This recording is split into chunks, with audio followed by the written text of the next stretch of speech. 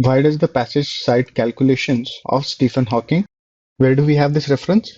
This reference is there in the third paragraph, and the passage says that when one falls into a black hole, eventually one would be emitted as Hawking radiation.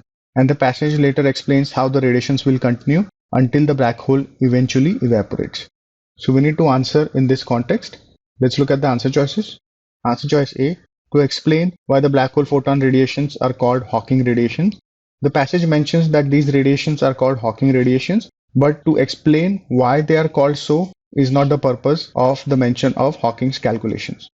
Hawking's calculations are mentioned to suggest that the black holes will eventually evaporate. So this answer choice can be eliminated.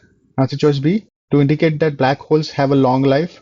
In the context of Hawking's calculation, it can be inferred that the evaporation of black holes will take a long time, but to suggest that black holes have a long life, that is not the purpose of these calculations.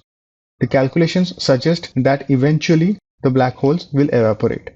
So this answer choice can be eliminated. Answer choice C, to generate hope that black holes can be escaped.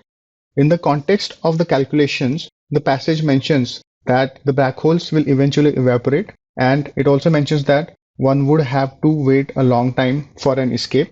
But the escape mentioned here is sarcastic in nature, so it is incorrect to say that the calculations generate hope of an escape.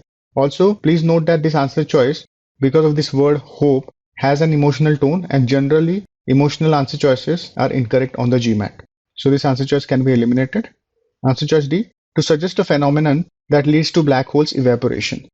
Yes, that is what the passage mentions here in the context of the calculations.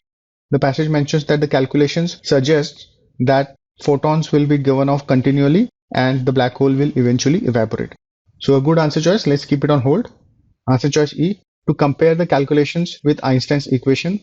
The passage mentions these calculations and also mentions Einstein's famous equation, but it doesn't make any comparison between the two. So this answer choice can be eliminated. D is the correct answer.